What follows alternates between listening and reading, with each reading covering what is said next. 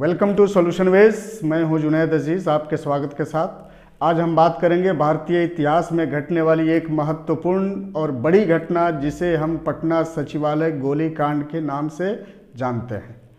जैसा कि हम सभी जानते हैं कि 8 अगस्त 1942 ईस्वी को इंडियन नेशनल कांग्रेस ने भारत छोड़ो आंदोलन का प्रस्ताव स्वीकार कर लिया।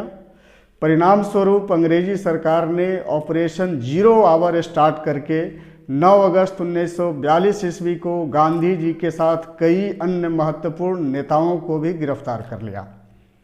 9 अगस्त 1942 ईस्वी को ही पटना के तत्कालीन जिलाधिकारी WG ऑर्चर ने डॉक्टर राजेंद्र प्रसाद के साथ साथ कई महत्वपूर्ण नेता जैसे श्री कृष्ण सिंह, अनुग्रह नारायण और मथुरा बाबू जैसे नेताओं को गिरफ्तार करके बांकीपुर जेल भेज दिया। तो सरकार के इस रवैये का विरोध करते हुए उस समय के महाधिवक्ता श्री बलदेव सहाय ने अपने पद से त्यागपत्र भी दे दिया था। सन 11 अगस्त 1942 ईस्वी को पटना और उसके आसपास के राष्ट्रवादी युवकों ने बिहार विधानसभा की इमारत पर राष्ट्रीय झंडा लहराने का प्रयास तो किया, लेकिन तत्कालीन जिलाधिकारी WG ऑर्चर ने उन पर गोली चलाने का आदेश दिया। परिणाम स्वरूप उसमें 7 व्यक्ति शहीद हुए और बाकी कई अन्य घायल भी हो गए थे। तो उन भारतीय इतिहास में घटने वाली ये घटना पटना सचिवालय गोलीकांड के नाम से जानी जाती है और उन शहीदों के नाम राजेंद्र सिंह, सतीश झा, रामानंद सिंह, जगपति कुमार और देवीपत चौधरी, उमाकांत प्रसाद सिन्हा और राम गोविंद सिंह, ये सारे शहीदों की फहरिस्त में आते हैं या ये शहीदों के नाम हैं।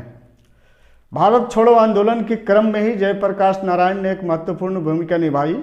उस समय वो हजारीबाग जेल से फरार होकर के नेपाल के राजविलास जंगल में एक आज़ाद दस्ते का गठन किया, जिसका मुख्य उद्देश्य अंग्रेजी सरकार की संपत्ति को तोड़ फोड़ कर उसको नुकसान पहुंचाना था। तो आज़ाद दस्ते में शामिल युवकों की ट्रेनिंग का काम सरदार नित्यानंद सिंह ने की थी और इसी आज़ाद दस्ते से प्रेरित होकर के बिहार के भागलपुर और पूर्णिया में इसी तरह के और कई संगठन की स्थापना हुई। लेकिन नेपाल सरकार के द्वारा जयप्रकाश नारायण और राम मनोहर लोहिया जैसे लोगों को गिरफ्तार किए जाने के बाद 1943 ईस्वी में ये आंदोलन धीरे धीरे कमज़ोर पड़ गया। भारत छोड़ो आंदोलन में बिहार की महिलाओं का भी एक बड़ा योगदान रहा है। जैसे गांधी जी के विचारों से प्रेरित होकर के पटना कदम कुआं में महिला चरखा क्लब से जुड़ी हुई महिलाओं ने एक जुलूस निकाला सरकार का विरोध करते हुए, जिसकी अध्यक्षता श्रीमती भगवती देवी कर रही थी, जो डॉक्टर राजेंद्र प्रसाद की बहन भी थी। तो इसी क्रम में भारत छोड़ो आंदोलन के क्रम में ही अंग्रेजी सरकार का विरोध करने के लिए एक ध्रुव दल की भी स्थापना की गई थी, जिसके प्रमुख जयप्रकाश नारायण थे। तो भारतीय इतिहास में ये घटने वाली घटना जो सचिवालय पे 11 अगस्त 1942 ईस्वी को ही पटना सचिवालय गोलीकांड के नाम से जानी जाती है और भारतीय इतिहास में वो दिन लाल अक्षरों में लिखने के योग्य है। मेरी ये न्यूज़, मेरी ये बात आपको कैसी लगी, आप कमेंट बॉक्स में अपने राय का इजहार ज़रूर करें। Thanks and have a nice day.